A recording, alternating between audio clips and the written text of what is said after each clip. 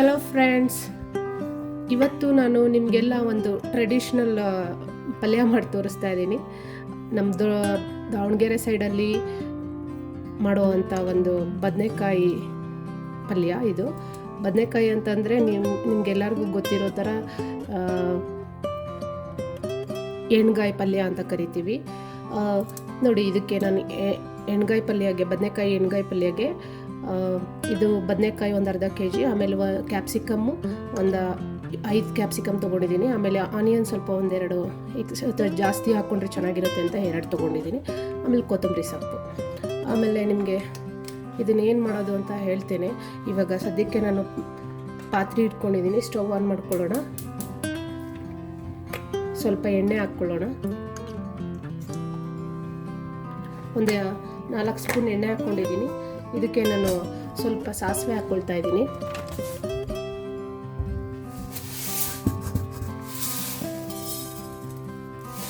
ಸಾಸಿವೆ ಹಾಕ್ಕೊಂಡಿದ್ದೀನಿ. ಇದಕ್ಕೆ ಒಗ್ಗರಣೆ ಅಂತ ಅಂದರೆ ನಾನು ಬರೀ ಕರ್ಬೇವಿನ ಸೊಪ್ಪು ಅಷ್ಟೇ ಹಾಕ್ತಾ ಇದ್ದೀನಿ. ನೋಡಿ, ಹೀಗೆ ರೆಡಿ ಮಾಡಿ ಇಟ್ಕೊಂಡಿದ್ದೀನಿ. ಸ್ವಲ್ಪ ಕರ್ಬೇವಿನ ಸೊಪ್ಪು ಹೆಚ್ಚಿಟ್ಕೊಂಡಿದ್ದೀನಿ. ಮೆಣಸಿನ್ಕಾಯಿ ಒಂದು 5 ತೊಗೊಂಡಿದ್ದೀನಿ. ಆಮೇಲೆ ಬೆಳ್ಳುಳ್ಳಿ ತೊಗೊಂಡಿದ್ದೀನಿ. ಸೊ ಆಮೇಲೆ ಮೆಣಸಿನ್ಕಾಯಿ ಬೆಳ್ಳುಳ್ಳಿ ಎಲ್ಲ ನಾನು ಮಸಾಲ ಮಾಡ್ಕೊಳ್ತೀನಿ. ಆವಾಗ ನಿಮಗೆ ತೋರಿಸ್ತೀನಿ ಏನಕ್ಕೆ ಹಾಕ್ಕೊಳ್ತೀನಿ, ಹೇಗೆ ಹಾಕ್ಕೊಳ್ತೀನಿ ಅಂತ ಹೇಳಿ. ಇವಾಗ ಜಸ್ಟ್ ಇದು ಚಟಪಟ ಅಂತ ಸಿಡಿಯುತ್ತೆ. ಅಷ್ಟರೊಳಗಾಗಿ ನಾನು ಈ ಬದನೆಕಾಯಿ ಹೇಗೆ ಹೆಚ್ಕೊಳ್ಳೋದು ಅಂತ ಹೇಳಿ ನಿಮಗೆ ತೋರಿಸ್ತೇನೆ. ನೋಡಿ, ಈ ಬದನೆಕಾಯಿನ ನೀವು ಅರ್ಧರ್ಧ ಮಾಡಿಕೊಂಡು ಹಚ್ಕೋಬೋದು.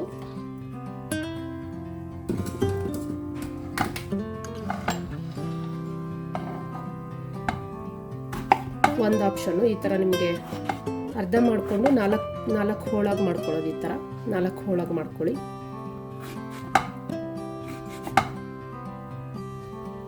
ಇನ್ನೊಂದು ಆಪ್ಷನ್ನು, ಇದು ಫುಲ್ಲು ಹೋಲ್ ಹೇಗಿದೆಯೋ ಅದನ್ನು ಹಾಗೆ ಹೀಗೆ ಈ ಥರ 4 ಹೋಳಾಗಿ ಈ ಥರ ಕಟ್ ಮಾಡ್ಕೊಳ್ಳೋದು. ಫುಲ್ಲು ಕಟ್ ಮಾಡ್ಕೋಬೋದು ನೀವು, ಹಾಗೆ ಅರ್ಧ ಕಟ್ ಮಾಡ್ಕೊಂಡು 4 ಹೋಳಾಗಿ ಕೂಡ ಮಾಡ್ಕೋಬೋದು. ಈ ಥರ ಕಟ್ ಮಾಡ್ಕೊಳ್ಳಿ. ಕಟ್ ಮಾಡಿಕೊಂಡು ಚಟಪಟ ಅಂತ ಸಿಡಿತಾ ಇದೆ. ಅಷ್ಟೊತ್ತಿಗೆ ನೋಡಿ, ಹೀಗೆ ಬದನೆಕಾಯಲ್ಲಿ ಹುಳ ಇರುತ್ತಲ್ಲ, ಅದಕ್ಕೋಸ್ಕರ ನಾನು ನಿಮಗೆ 2 ಥರ ಹೆಚ್ಕೊಳ್ಳಿಕ್ಕೆ ಹೇಳಿದ್ದು. ಈ ಥರ 4 ಕಡೆ ಒಂದು ಪೀಸಲ್ಲಿ ಹೆಚ್ಕೊಂಡ್ರೆ ಒಳಗಡೆ ಏನಾದರೂ ಅಂತ ಅಂದರೆ ಒಳಗಡೆ ಅಂತ ಏನಾದರೂ ಇದ್ದರೆ ಗೊತ್ತಾಗೋದಿಲ್ಲ. ಅದಕ್ಕೋಸ್ಕರ ನಿಮಗೆ ಹೇಗೆ ಅನುಕೂಲ ಆಗುತ್ತೆ ಆ ಥರ ಹೆಚ್ಕೊಳ್ಳಿ. ಎಲ್ಲ ಬದನೆಕಾಯಿ ಹೆಚ್ಕೊಂಡಿದ್ದೀನಿ. ಹೀಗೆ ನಿಮಗೆ ಸ್ಯಾಂಪಲ್ಗೋಸ್ಕರ 1-2 ಈ ಥರ ಹಾಕ್ಕೊಂಡಿದ್ದೀನಿ. ಇನ್ನು ಉಳಿದಿದ್ದೆಲ್ಲ ಯೂಶ್ವಲಿ ನಾನು ಅರ್ಧಕ್ಕೆ ಹೆಚ್ಕೊಂಡಿದ್ದೀನಿ. ನೋಡಿ, ಈ ಥರ. ಇವಾಗ ಕರ್ಬೇವಿನ ಸೊಪ್ಪನ್ನ ಈ ಒಗ್ಗರಣೆಗೆ ಹಾಕ್ಕೊಳ್ಳೋಣ. ಹಾಕ್ಕೊಂಡ್ಬಿಟ್ಟು ಇದನ್ನು ಸ್ವಲ್ಪ ಈ ಥರ ವಾಶ್ ಮಾಡ್ಕೊಳ್ಳಿ.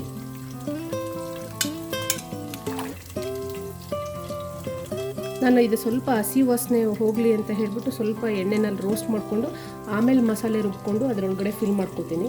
ತೋರಿಸ್ತೀನಿ ಹೇಗೆ ಅಂತ. ಈಗ ಇದನ್ನು ಒಗ್ಗರಣೆಗೆ ಹಾಕ್ಕೊಳ್ತಾ ಇದ್ದೀನಿ. ಆಮೇಲೆ ಇನ್ನೊಂದು, ನಮ್ಮ ದಾವಣಗೆರೆ ಸೈಡೆಲ್ಲ ಬದನೆಕಾಯಿ ಪಲ್ಯನ ಉಂಡು ಬದನೆಕಾಯಿ ಪಲ್ಯ ಅಂತ ಕರೀತಾರೆ, ಎಣ್ಗಾಯಿ ಅಂತ ಕರೀತಾರೆ. ಈ ಎಣ್ಗಾಯಿನ ನಮ್ಮ ದಾವಣಗೆರೆ ಸೈಡು ಇದು ಕೊಬ್ಬರಿ ಹಾಕ್ಬಿಟ್ಟು ಮಾಡ್ತೇವೆ ನಾವು. ಆ ಕೊಬ್ಬರಿ ಹಾಕಿ ಹೇಗೆ ಮಾಡೋದು ಅಂತ ಮಸಾಲೆಗೆ ಐಟಮ್ಸ್ ಎಲ್ಲ ತೋರಿಸ್ತೇನೆ ನಾನು ನಿಮಗೆ. ಆಮೇಲೆ ಕ್ಯಾಪ್ಸಿಕಮ್ ಕೂಡ ಹಾಕ್ಕೋತಾ ಇದ್ದೀನಿ. ಕ್ಯಾಪ್ಸಿಕಮ್ಮು ಅಷ್ಟೇ ದೊಡ್ಡದಿದ್ರೆ ಈ ಥರ 2ಕ್ಕೆ ಅರ್ಧರ್ಧವಾಗಿ ಹೆಚ್ಕೊಳ್ಳಿ. ಅದನ್ನು ಹೀಗೆ ನಾನು ಹಾಕ್ಕೊಳ್ತಾ ಇದ್ದೀನಿ ಒಗ್ಗರಣೆಗೆ. ಈ ಥರ ಹಾಕ್ಕೊಂಡ್ಬಿಟ್ಟು ಒಂದು ಸ್ವಲ್ಪ ಎಲ್ಲ ವೆಜಿಟೇಬಲ್ಗೂ ಎಣ್ಣೆ ಹತ್ಕೊಳ್ಳೋ ಥರ ಸ್ವಲ್ಪ ಇದು ಮಾಡ್ಕೊಳ್ಳಿ, ರೊಟೇಟ್ ಮಾಡ್ಕೊಳ್ಳಿ. ಈ ಥರ ಸ್ವಲ್ಪ ಕೈ ಆಡಿಸ್ಕೊಳ್ಳಿ. ಅದು ಎಣ್ಣೆನಲ್ಲಿ ಸ್ವಲ್ಪ ಹತ್ತಿದ್ರೆ ಆವಾಗ ಅದು ಬದನೆಕಾಯಲ್ಲಿರುವಂಥ ಒಂಥರ ಹಸಿ ಸ್ಮೆಲ್ ಒಂದು ಸ್ವಲ್ಪ ಕಡಿಮೆ ಆಗುತ್ತೆ. ಆಮೇಲೆ ಮಸಾಲೆ ತುಂಬ್ಕೊಳ್ಳೋಣ. ಸೊ ಮಸಾಲೆಗೆ ಏನೇನು ಬೇಕಾಗುತ್ತೆ ಅಂತ ಹೇಳ್ತೇನೆ. ಉತ್ತರ ಕರ್ನಾಟಕದಲ್ಲಿ ಬರೀ ಬದನೆಕಾಯಿ ಹಾಕ್ತಾರೆ. ನಮ್ಮ ದಾವಣಗೆರೆ ಸೈಡಲ್ಲೆಲ್ಲ ಸ್ವಲ್ಪ ಕ್ಯಾಪ್ಸಿಕಮ್ಮು ಸೇರ್ತಾರೆ. ನೀವು ಈ ಥರ ಮಾಡಿ ನೋಡಿ, ತುಂಬ ಟೇಸ್ಟಿಯಾಗಿರುತ್ತೆ. ನೋಡಿ, ಇವಾಗ ಸ್ವಲ್ಪ ಎಣ್ಣೆ ಎಲ್ಲ ಒಗ್ಗರಣೆ ಜೊತೆ ಎಲ್ಲ ಇದಾಗಿದೆ, ಹತ್ಕೊಂಡಿದೆ. ಇವಾಗ ಮಸಾಲೆ ಏನೇನು ಬೇಕು ಅಂತ ಹೇಳ್ತೇನೆ. ಇವಾಗ ಬಹಳ ಈಸಿ ರೆಸಿಪಿ ಇದು. ಒಮ್ಮೆ ಮನೇಲಿ ಮಾಡ್ಕೊಳ್ಳಿ, ತುಂಬ ಈಸಿಯಾಗಿರುತ್ತೆ. ಜೋಳದ ರೊಟ್ಟಿ ಜೊತೆ, ಚಪಾತಿ ಜೊತೆ, ರೈಸ್ ಜೊತೆನೂ ತಿನ್ಕೋಬೋದು, ಯಾಕಂದರೆ ಕೊಬ್ಬರಿದು ಮಸಾಲ ಎಲ್ಲ ಹಾಕಿರ್ತೀವಲ್ಲ. ಹಾಗಾಗಿ ಈಗ ಮಸಾಲೆಗೆ ಏನೇನು ಬೇಕಂದರೆ ಜಜ್ಜಿರೋ ಈರುಳ್ಳಿ ತೊಗೊಂಡಿದ್ದೀನಿ ನೋಡಿ. ಇದು ಒಂದು 3 ಇಡೀ ಬೆಳ್ಳುಳ್ಳಿನ ಜಜ್ಕೊಂಡಿದ್ದೀನಿ. ಇದನ್ನು ಹಾಕ್ಕೊತಾ ಇದ್ದೀನಿ ನಾನು ಮಸಾಲೆಗೆ. ಆಮೇಲೆ ಈ ಮೆಣಸಿನ್ಕಾಯಿನ ಸಣ್ಣದಾಗಿ ಹೆಚ್ಕೋತೀನಿ. ಹಾಂ, ಸೊ ಬಂತು ಇವತ್ತು. ಎನಿವೇ ನನ್ನ 3rd ಡೇ ನಂದು ಟ್ರಾವೆಲ್ ಜರ್ನಿ ಹೇಳ್ಕೊಂಡು ಇವತ್ತು ಕುಕ್ಕಿಂಗಿಗೆ ಮಾಡ್ತಾಯಿದ್ದೀನಿ. ಇವತ್ತು ಕುಕ್ಕಿಂಗ್ ಮಾಡ್ತಾಯಿದ್ದೀನಿ. ಟ್ರಾವೆಲ್ಲು ನಾನು 3rd ಡೇ ಒಂದು ಸ್ಮಾಲ್ ಟೌನ್ ಹತ್ರ ಹೊರಟ್ವಿ ಅಂತ ನಿನ್ನೆ ವಿಡಿಯೋನಲ್ಲಿ ಹೇಳಿದ್ದೆ ನಾನು ನಿಮಗೆ. ಸ್ಮಾಲ್ ಟೌನ್ ಯಾವುದಂತ ಅಂದರೆ ಉಜ್ಜಯಿನ್. ಸೊ ಉಜ್ಜಯಿನ್ ತನಕ ಹೋದ್ವಿ. ಉಜ್ಜಯಿನಲ್ಲಿ ಒಂದು ಹೋಟೆಲ್ ಮಾಡಿಕೊಂಡು ಅಲ್ಲಿ ಬುಕ್ಕಿಂಗ್ ಮಾಡಿಕೊಂಡು ಸೊ ಬೆಳಗ್ಗೆ ಎದ್ದು ಟೆಂಪಲ್ಗೆ ಹೋಗಬೇಕು ಅಂತ ಅಂದ್ಕೊಂಡ್ವಿ. ಆ್ಯಕ್ಚುಲಿ ಅದು ನಮಗೆ ನಮ್ಮ ಇದರಲ್ಲಿ ಇರಲಿಲ್ಲ, ಲಿಸ್ಟಲ್ಲಿ ಇರಲಿಲ್ಲ ಅದು, ನಾವು ಉಜ್ಜಯಿನ್ಗೆ ಹೋಗಬೇಕು ಅಂತ. ಆದರೆ ಅವತ್ತಿನ ದಿನ ತುಂಬ ಸ್ಪೆಷಲ್ ಡೇ ಆಗಿತ್ತು. ನಮ್ಮ ಕರ್ನಾಟಕದವ್ರಿಗೆ ತುಂಬ ಒಳ್ಳೆ ದಿನ ಅದು. ಯುಗಾದಿ ಹಬ್ಬದ ಸೆಲೆಬ್ರೇಷನ್ ಇತ್ತು ಅವತ್ತು. ಸೊ ಅದಕ್ಕಿಂತ ಒಳ್ಳೆ ದಿನ ಬೇಕ್ರಾ ನಮಗೆ ವಿಸಿಟ್ ಮಾಡೋಕ್ಕೆ ಟೆಂಪಲ್ಲು. ಸೊ ತುಂಬ ಒಳ್ಳೆ ಖುಷಿ ಆಗೋಯ್ತು ನಮಗೆ ಅವತ್ತಿನ ದಿನ. ಎಷ್ಟು ಚೆನ್ನಾಗಿತ್ತು ಟೆಂಪಲ್ ಅಂತಂದರೆ ನೋಡಿ. ಇವಾಗ ಈ ಮೆಣಸಿನ್ಕಾಯಿನೆಲ್ಲ ಇದಕ್ಕೆ ಹಾಕ್ಕೊಳ್ತಾ ಇದ್ದೀನಿ, ಹೆಚ್ಚಿರೋದು.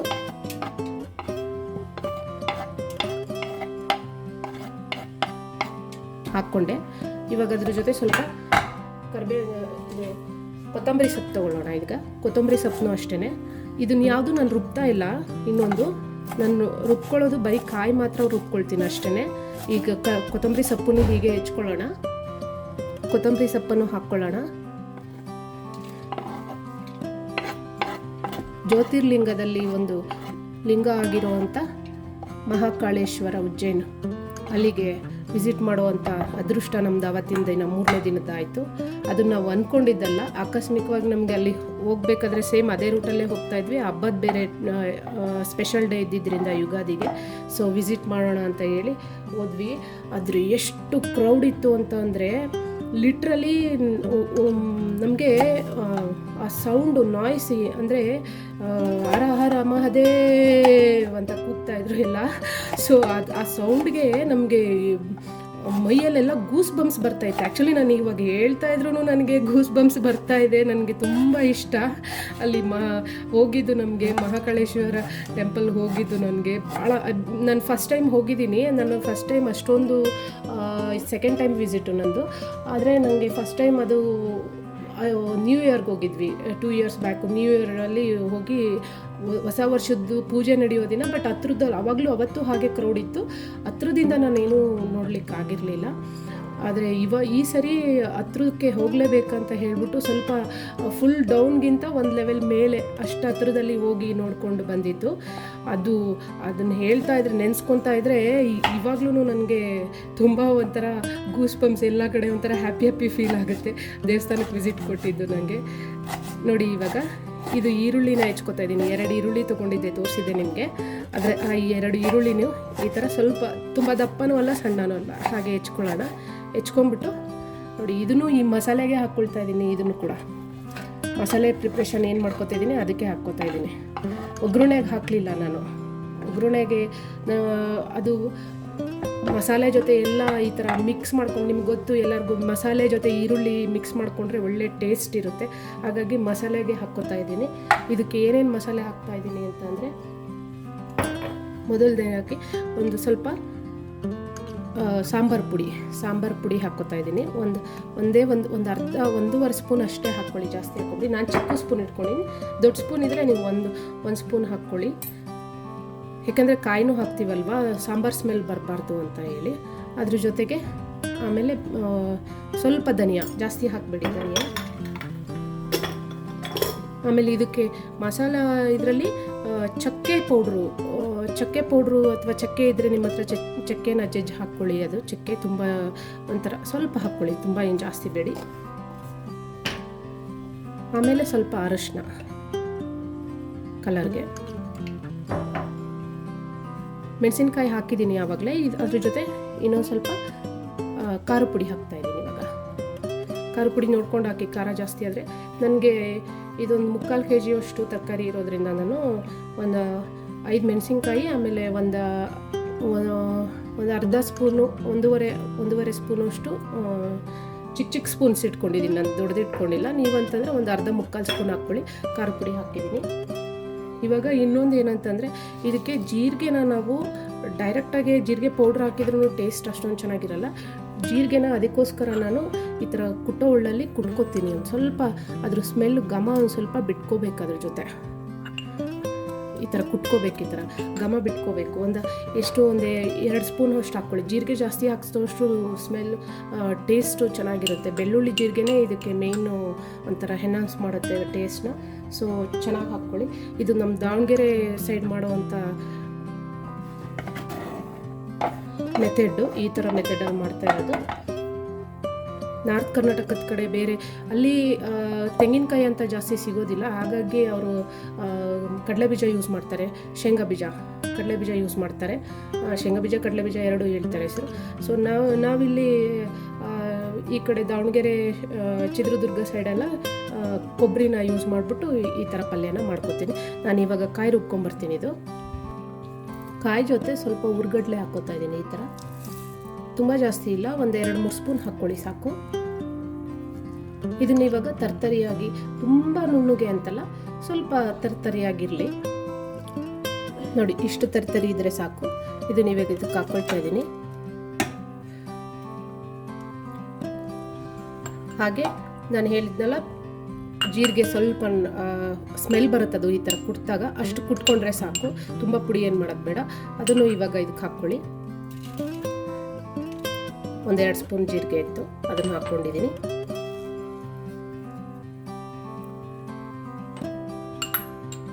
ಈಗ ಇದಕ್ಕೆ ಉಪ್ಪು, ರುಚಿಗೆ ತಕ್ಕಷ್ಟು ಉಪ್ಪು ಹಾಕ್ಕೊಳ್ಳೋಣ. ನಾನೊಂದು 2 ಸ್ಪೂನ್ ಹಾಕ್ಕೋತಾ ಇದ್ದೀನಿ. ನೋಡಿಕೊಂಡು ನಿಮಗೆ ಎಷ್ಟು ಬೇಕು ರುಚಿಗೆ ನೋಡ್ಕೊಂಡು ಹಾಕ್ಕೊಳ್ಳಿ. ನೀವು ಕ್ವಾಂಟಿಟಿ ಎಷ್ಟು ಮಾಡ್ತೀರಾ ಅದ್ರ ಮೇಲೆ ಡಿಪೆಂಡ್ ಆಗುತ್ತೆ. ಆಮೇಲೆ ಸ್ವಲ್ಪ ಹುಣಸೆ ಹುಳಿ ಬಿಟ್ಕೋತಾ ಇದ್ದೀನಿ. ಸ್ವಲ್ಪ ಕದ್ರಿಕೊಂಡು ಹುಣಸೆ ಹುಳಿನ ಹಾಕ್ಕೊಳ್ಳಿ.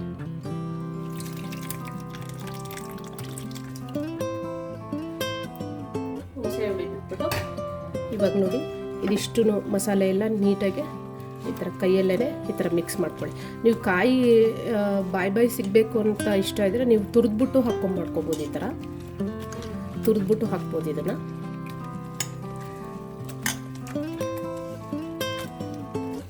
ನೋಡಿ, ಈ ಥರ ಆಯಿತು ಮಸಾಲೆ.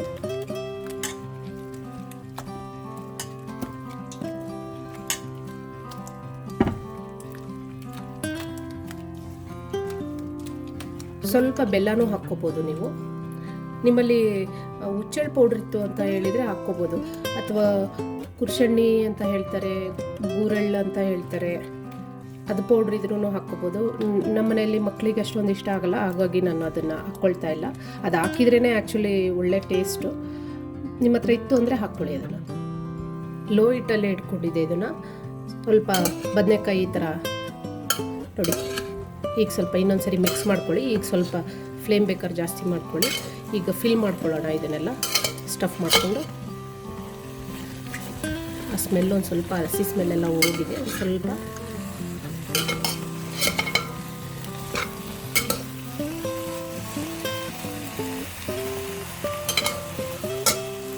ಇವಾಗ ಇದೇನಿದೆ ಮಿಕ್ಸು, ಇದನ್ನೆಲ್ಲ ಒಂದೊಂದಾಗಿ ಈ ಥರ ತೊಗೊಂಡು ಇದರೊಳಗಡೆ ಹಾಕ್ಕೊಳ್ಳೋದು.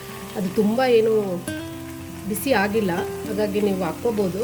ಅದೇ ಲೋ ಹೀಟಲ್ಲಿ ಮಾಡಿಕೊಂಡ್ರೆ ಏನು ಬಿಸಿ ಅಂತ ತಾಗೋದಿಲ್ಲ ನಿಮಗೆ. ಈ ಥರ ಒಂದೊಂದೇ ತೊಗೊಂಡು ಎಲ್ಲದಕ್ಕೂ ಫಿಲ್ ಮಾಡ್ಕೊಳ್ಳಿ. ಹಾಂ, ಸ್ಟೋರಿ. ಸೊ ಉಜ್ಜೈನ್ಗೆ ಹೋದ್ವಿ. ಹೋಗೋದಕ್ಕೆ ತುಂಬ ಕಷ್ಟ ಆಯಿತು. ತುಂಬ ನ್ಯಾರೋ ರೋಡು, ಪಾರ್ಕಿಂಗ್ ಪ್ರಾಬ್ಲಮ್ಮು ಸಿಕ್ಕಾಬಟ್ಟೆ.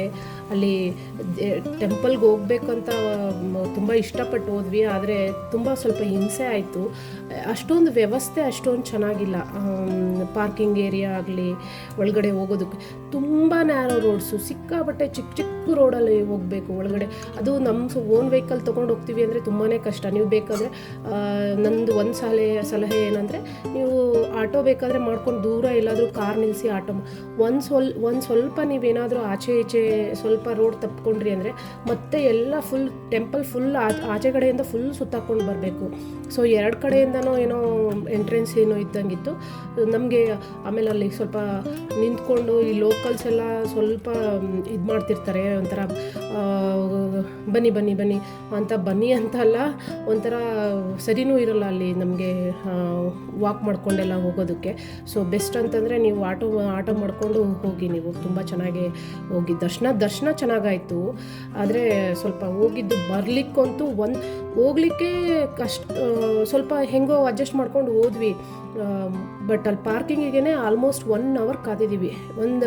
ಅಲ್ಲಿ ಹೋಗಿ ಒಳಗಡೆ ಹೋಗಿ ದರ್ಶನ ತೊಗೊಂಡು ಯಾರು ಆಚೆ ಬರ್ತಾರೋ ಅದಾದಮೇಲೆ ನಮಗೆ ಇನ್ನೊಂದು 3-4 ಕಾರು ವೆಹಿಕಲ್ದು ಪಾರ್ಕಿಂಗ್ ಜಾಗ ಕೊಡ್ತಾರೆ ನಮಗೆ. ಆ ಥರ ವ್ಯವಸ್ಥೆ ಇದೆ ಅಲ್ಲಿ.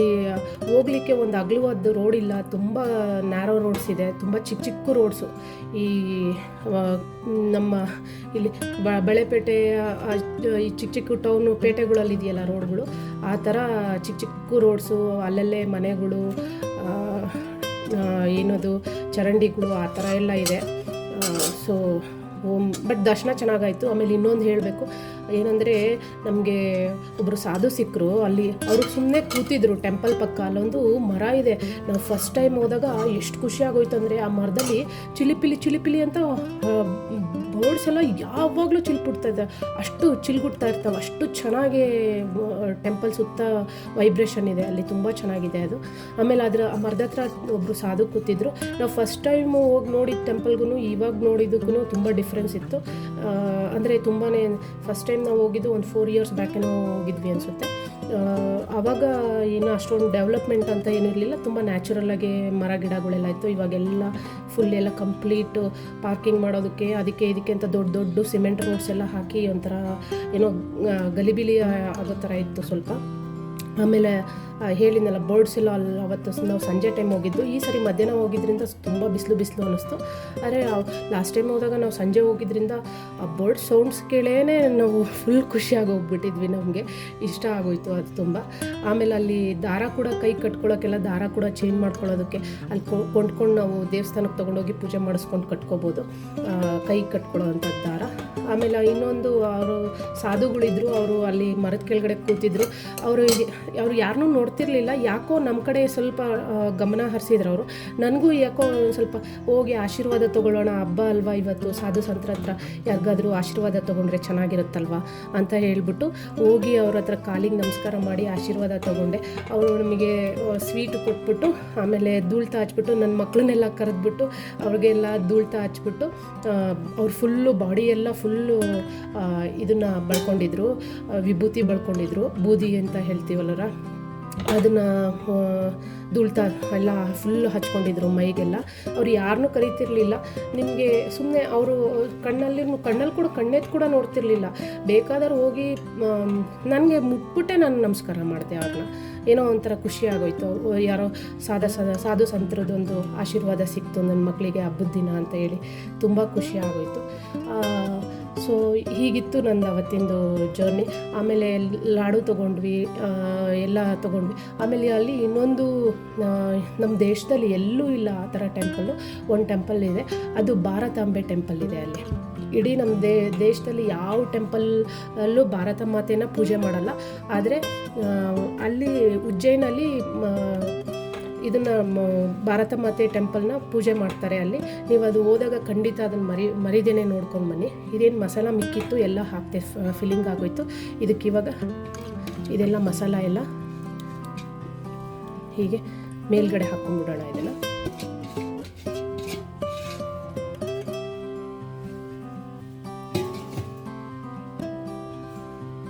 ನೆಕ್ಸ್ಟು ಇದಕ್ಕೆ ಕ್ಲೋಸ್ ಮಾಡ್ಕೊಳ್ಳೋಣ.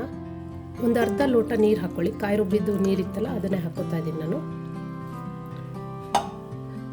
ಹಾಗೆ ಇನ್ನೊಂದು ಮಹಾಕಾಳೇಶ್ವರದಲ್ಲಿ ಇನ್ನೊಂದು ಏನಂದರೆ ಖುಷಿಯಾಗಿದ್ದು ಏನು ವಿಚಾರ ಅಂತ ಅಂದರೆ, ಅಲ್ಲಿ ಆಚೆ ಬರೋದಕ್ಕೆ ಕಷ್ಟ ಆಯಿತು. ಬಟ್ ಅಷ್ಟು ಜನದ ಮಧ್ಯೆ ನಮಗೆ ಅದ್ರ ಪಕ್ಕದಲ್ಲೇ ಒಂದು ತುಂಬ ಜನ ಇದ್ದರು. ಸೊ ಒಂದು ಚಿಕ್ಕದು ಇನ್ನೊಂದು ಟೆಂಪಲ್ ಥರನೇ ಸ್ವಲ್ಪ ಸೈಡ್ ಟೆಂಪಲ್ ಇದೆ.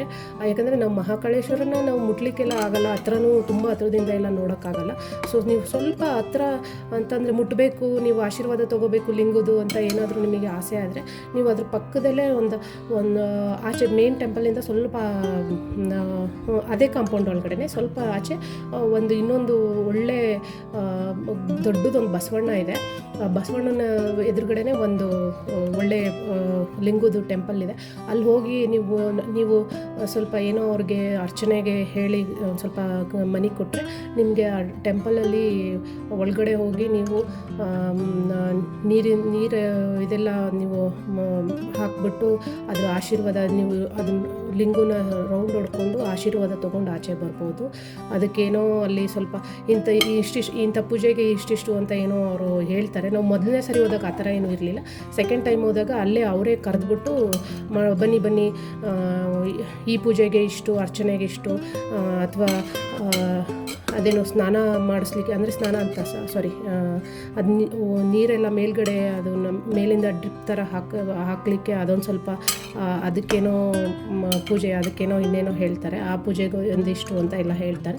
ನಿಮ್ಗೆ ಇಷ್ಟ ಇದ್ದರೆ ನೀವು ಅಲ್ಲಿ ಹೋಗ್ಬಿಟ್ಟು ಒಂದು ಪ್ರದಕ್ಷಿಣೆ ಹಾಕ್ಕೊಂಡು ಆಶೀರ್ವಾದ ತೊಗೊಂಡು ಮತ್ತು ಪ್ರಸಾದ ತೊಗೊಂಡು ಆಚೆ ಬರ್ಬೋದು. ಇವಾಗ ನೀರು ಹಾಕಿದ್ನಲ್ಲ, ಇದನ್ನು ಸ್ವಲ್ಪ ಕ್ಲೋಸ್ ಮಾಡ್ಕೊಂಬರ್ತೀನಿ. ಬನ್ನಿ ಇದಾಗಿದೆಯಾ ನೋಡೋಣ ಅಂತ. ಕುದೀತಾ ಇದೆ, ತುಂಬ ರುಚಿಯಾಗಿ ಒಳ್ಳೆ ಸ್ಮೆಲ್ ಬರ್ತಾ ಇದೆ. ರುಚಿ ಹೇಗಿದೆ ನೋಡೋಣ.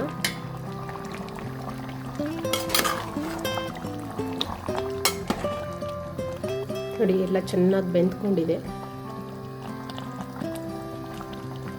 ರುಚಿ ಕೂಡ ತುಂಬ ಚೆನ್ನಾಗಿದೆ. ಒಳ್ಳೆ ಸ್ಮೆಲ್ ಕೂಡ ಬರ್ತಾ ಇದೆ. ಸ್ವಲ್ಪ ತೆಳ್ಳಗೆ ಥರ ಅನಿಸುತ್ತೆ, ಬಟ್ ನಿಮಗೆ ತುಂಬ ಬಿಸಿ ಇದೆ ಅಲ್ಲ ಇವಾಗ, ಹಾಗಾಗಿ ಕುದೀತಾ ಇರೋದ್ರಿಂದ ನೀವು ಸ್ವಲ್ಪ ತಣ್ಣಗಾದ್ಮೇಲೆ ಇದು ಗಟ್ಟಿ ಆಗುತ್ತೆ. ಇದನ್ನು ನೀವು ಜೋಳದ ರೊಟ್ಟಿ ಜೊತೆ ತಿಂದರೆ ತುಂಬ ಚೆನ್ನಾಗಿರುತ್ತೆ, ಅಥವಾ ಚಪಾತಿ ಜೊತೆನೂ ತಿನ್ಬೋದು, ತುಂಬ ಚೆನ್ನಾಗಿರುತ್ತೆ. ನಾನು ಇದನ್ನು ವಿಷಲ್ ಹಾಕ್ಸಿಲ್ಲ, ಕುಕ್ಕರ್ ವಿಷಲ್ ಹಾಕಿಲ್ಲ, ಹಾಗೆ ಲಿಡ್ ಮುಚ್ಚಿಬಿಟ್ಟು ಈ ಥರ ಲಿಡ್ ಮುಚ್ಕೊಂಡು ಹಾಗೆ ಬೇಯಿಸ್ಕೊಂಡಿದ್ದೀನಿ. ಅದು ತುಂಬ ಬೆಂದ್ಬಿಟ್ರೆ ಚೆನ್ನಾಗಿರಲ್ಲ ಅಂತ ಹೇಳ್ಬಿಟ್ಟು. ಟೆಂಪಲ್ ವಿಸಿಟ್ ಈಗಾಯಿತು. ಇದಾದಮೇಲೆ ನಮಗೊಂದು ತುಂಬ ದೊಡ್ಡದೊಂದು ಪ್ರಾಬ್ಲಮ್ ಆಯಿತು. ಅದನ್ನು ನೆಕ್ಸ್ಟ್ ರೆಸಿಪಿನಲ್ಲಿ ಹೇಳ್ತೀನಿ.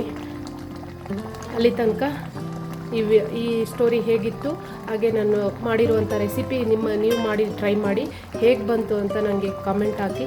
ನಾನು ಹೇಳ್ತಿರೋ ಸ್ಟೋರಿ ನಿಮ್ಗೆ ಇಷ್ಟ ಆದರೆ ಪ್ಲೀಸ್ ಸಬ್ಸ್ಕ್ರೈಬ್ ಮಾಡಿ ಆ್ಯಂಡ್ ಶೇರ್ ಮಾಡಿ. Thank you.